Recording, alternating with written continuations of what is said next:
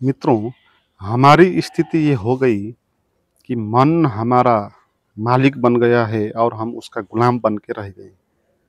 और जो भी आध्यात्मिक साधना का अर्थ है, उद्देश्य है, वो यही है कि आपको मालिक बनाना है और मन को गुलाम बनाना है। मन का गुलाम नहीं, मन का स्वामी बनना है। यही आध्यात्मिक साधना का उद्देश्य है। और स्वामी शब्द का अर्थ भी यही है, जो स्व का मालिक है, अपना मालिक है, अपने मन का मालिक है, उसी को स्वामी कहते हैं। बाहर ऐसी कोई भी स्थिति नहीं जिसका आपको स्वामी बनना है, मालिक बनना है। हालांकि जो बाहर संसार है वो कहीं भी होता नहीं, हमारे मन का ही वो प्रक्षेपण है, वो उसका ही विस्तार है। इसलिए जो अपने मन को काबू कर लेता है, अपने मन का मालिक बन जाता है, वो सारे संसार का मालिक बन जाता है। जो अपने मन को जीतता है वो सारे संसार को जीत लेता है, क्योंकि संसार कहीं होता नहीं, वो हमारे मन में ही होता है। हमारे मन में जो भी विचार चलते हैं उसी को संसार कहते हैं। हमको लगता है ये संसार है, बाहर से आए हुए विचार हैं, मगर ये हमारे अचेतन से निकलते हुए विचार होते हैं। उसी अचेतन से निकलते हुए विचारों को हम आगे प्रोजेक्ट करके देखते हैं और हम कहते हैं कि हम संसार देख रहे हैं। हालांकि हम संसार संसार कुछ नहीं देख रहे हैं, हम अपने मन को ही देख रहे होते हैं। तो हमारी स्थिति यह है कि मन ऐसे मालिक हो गया है, हम उसका गुलाम बन के रह गए हैं। मन बकबक करता रहता है दिन भर, चुप लगता नहीं। हम कितना प्रयास करते हैं उसको चुप लगाने के लिए, होता नहीं, और ज़्यादा तनाव दे जाता है। जो हम चाहते नहीं मन वो करवा देता है, जो हम चाहते नहीं खाना मन वो हमको खिला देता है, जहाँ हम चाहते नहीं जाना मन हमको वहाँ जाने के लिए मजदूर कर देता है। तो मन के हाथ में कंट्रोल है। हमारे जीवन की जो रिमोट कंट्रोल है वो हमारे मन के हाथ में, हमारे हाथ में नहीं है। इसलिए हमारा कोई भी कर्म, हमारा कोई भी उद्देश्य जीवन में अप्लाई नहीं होता। वो मन जो चाहता है वही अप्लाई होता है। तो कभी रुकने का मन भी नहीं करता, और इस मन में कुछ भी चल गया तो हम एकदम से परेशान हो जाएंगे। अभी अभी खुश थे, अभी अभी मन में छोटा सा कोई एक विचार आ गया कहीं का, एकदम से हम परेशान होने लग जाएंगे। तो सारा का सारा कंट्रोल मन के ही हाथ पे है, हम उसके नीचे दब गए हैं। मगर स्थिति ऐसी होनी चाहिए कि मन हमारा गुलाम होना चाहिए, हम उसका मालिक होना चाहिए। मन जो चाहता है वो नहीं होना चाहिए, जो हम चाहते हैं वो होना चाहिए। और मन बकबक करके हमको परेशान नहीं करना चाहिए। मन शांत रहना चाहिए, चुप रहना चाहिए। जब हम उसका इस्तेमाल करें तो ही उसका उपयोग होना चाहिए। जो जब हम मन का इस्तेमाल नहीं करते तो वो एकदम से शांत और चुप होकर बैठना चाहिए उसको, मगर ऐसा है नहीं। तो इसके पहले कि अपने मन को मन के स्वामी बनना है, उसको जीत हासिल करना है, उसके ऊपर बस आपका होना चाहिए। तो ऐसा होने के लिए आपको समझना होगा कि मन कैसे मालिक बन गया है। इस रहस्य को जब समझेंगे फिर आप मन के मालिक बन जाएंगे। तो मन हमारा मालिक कैसे बन गया है? सबसे पहला कारण यह है कि हमको ये भ्रांति है, जो मन है वही आत्मा है, वही आत्मा यानी सच है, वही वैल्यूबल है, वही जीवन का केंद्र है ना। ये हमको लगता है। ये भ्रांति के कारण मन को हमने बहुत वैल्यू दे दी है। फिर मन में जो विचार चलते हैं, मन में जो होता है, उसको हमने वैल्यू दे दिया, क्योंकि हमको लगता कि मन ही आत्मा है, मन ही मैं हूँ, या मन ही सभी कुछ है, उससे ऊपर कुछ भी नहीं। तो हमको ऐसा लगता, इस कारण ये मन हम पर हावी हो गया। मगर मन क्या है? मन एक यंत्र है, इसको समझना है। मन ऐसा एक डिवाइस है जैसे मोबाइल होता है। मोबाइल के अंदर बहुत सारे इंटरनेट को जोड़ दो तो बहुत सारी इन्फॉर्मेशन है वहाँ। गूगल है, सारा का सारा विश्व की इन्फॉर्मेशन वहाँ छिपी पड़ी है।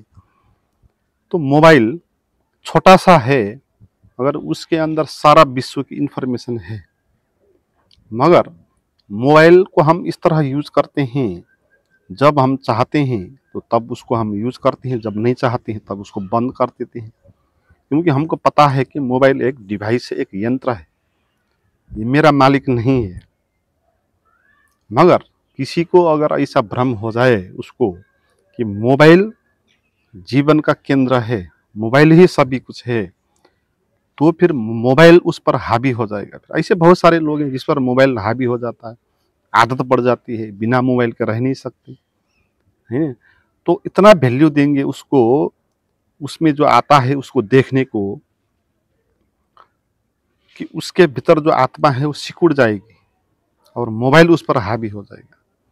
मगर सामान्यतया हमको ऐसा नहीं होता, क्योंकि हमको पता है कि मोबाइल एक यंत्र है, वास्तविक नहीं है। और मोबाइल में जो चलते हैं, जो पिक्चर आते हैं, वो भी रियल नहीं है, वो पिक्चर है।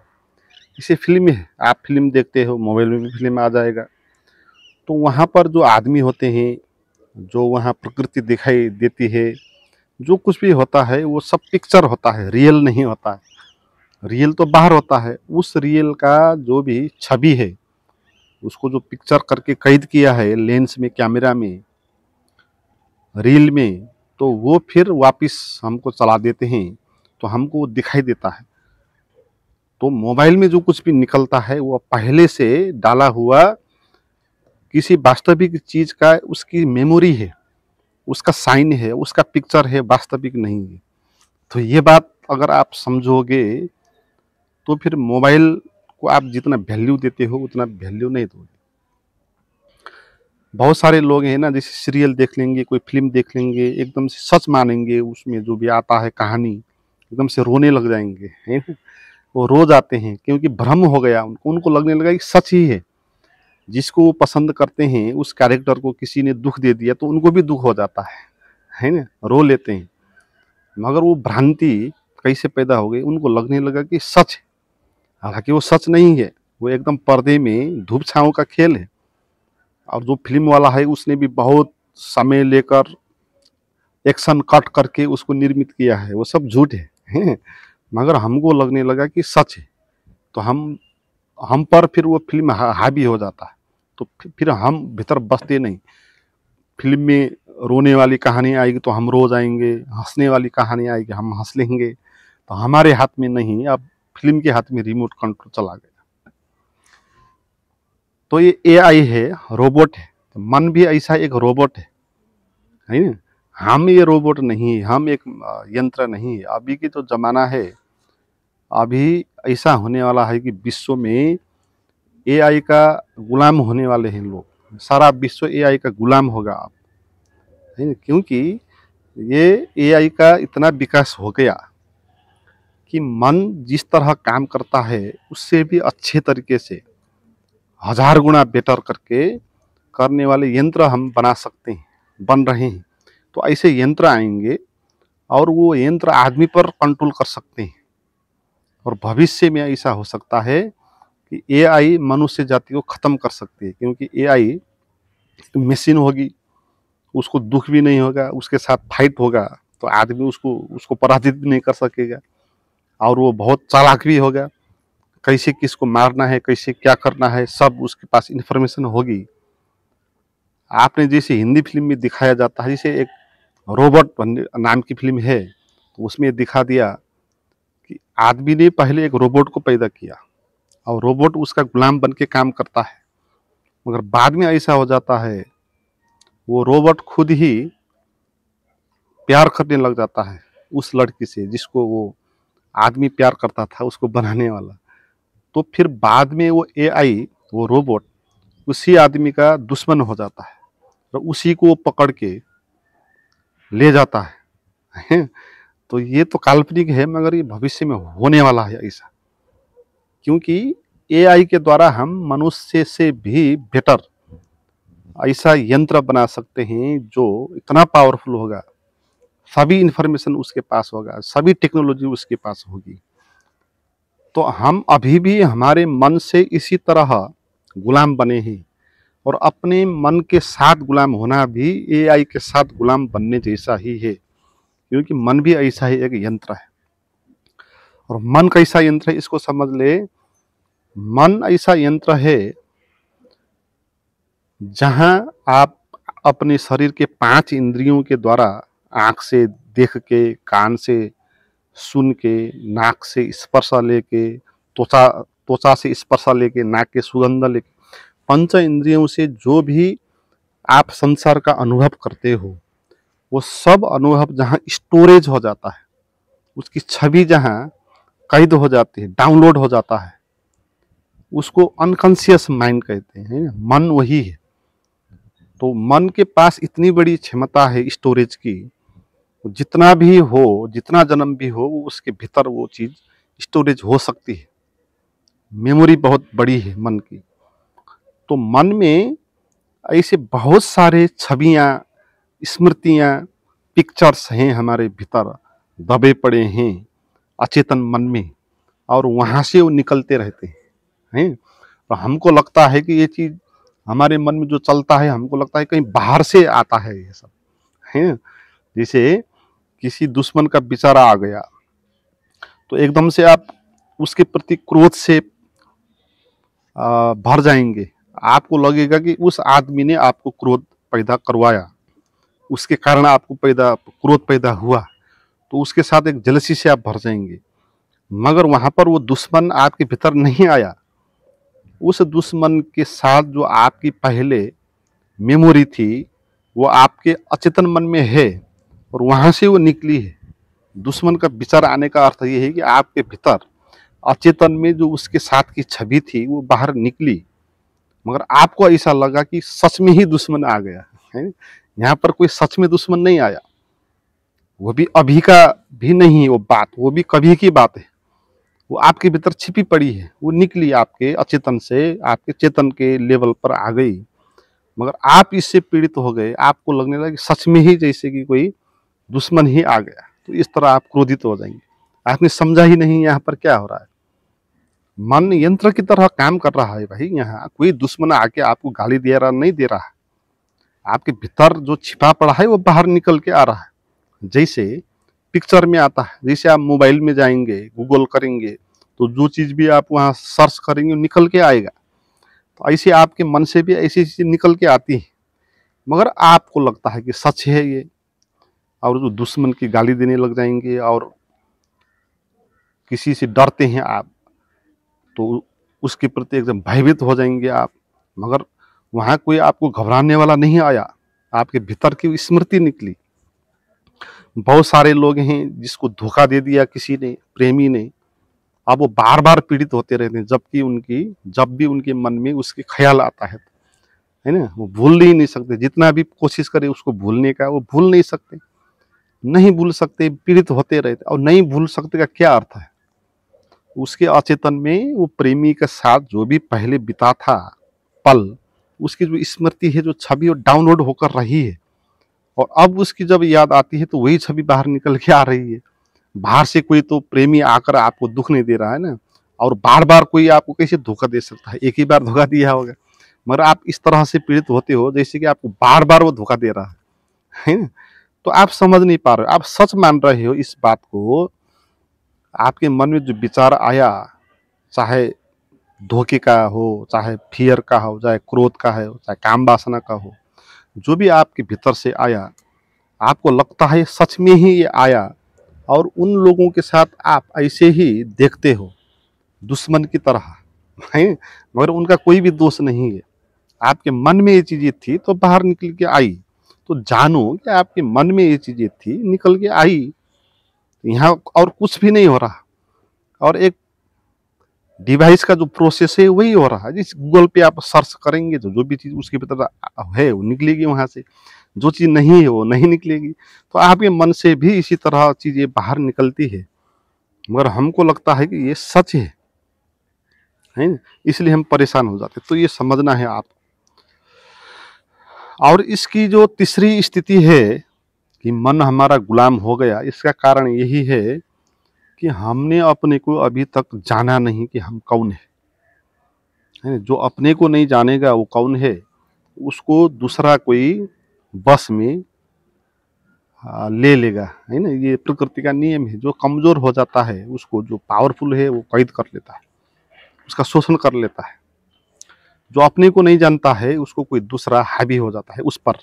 तो हम अपने को जानते तो नहीं थे, मैं कौन हूँ, कि हमारे मन में तो विचार ही विचार चलते हैं और हमको लगता है कि विचार ही मैं हूँ, और मन के पार भी कोई स्थिति है ऐसी, वो हमको पता नहीं है, हमको लगता है इतना ही है ना। तो इस भ्रम के कारण भी हमको लगता है कि मन ही सभी कुछ है ना।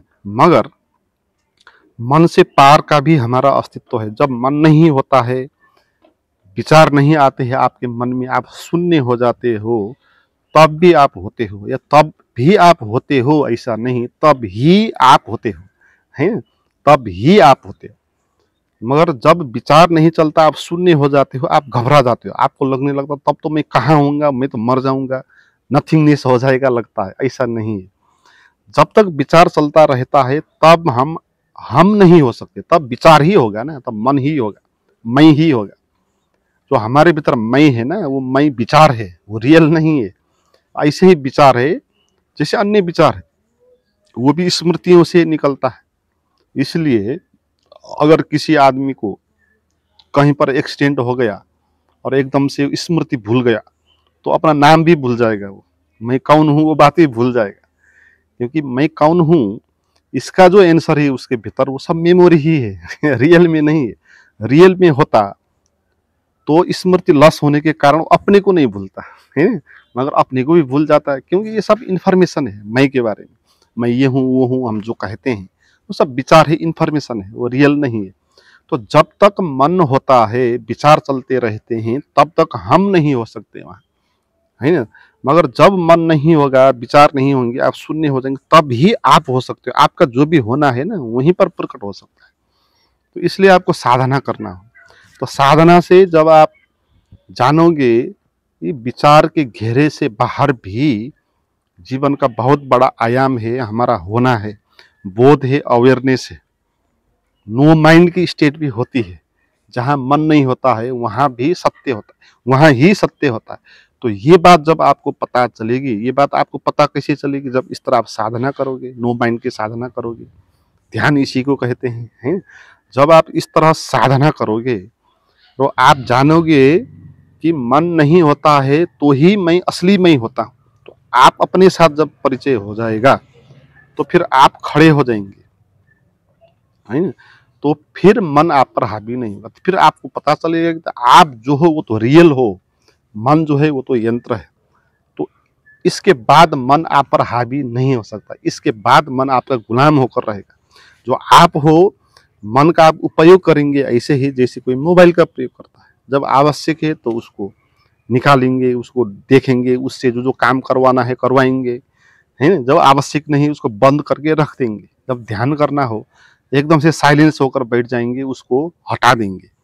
तो इस तरह आप तभी जान पाओगे जब इस साधना के द्वारा जानोगे कि आप कौन हो। और ये स्वामी जो बनना है तो इसके लिए आपको यही जाननी है कि आप कौन हो, जानना है और हो जाना है, इसमें और कुछ बात भी नहीं।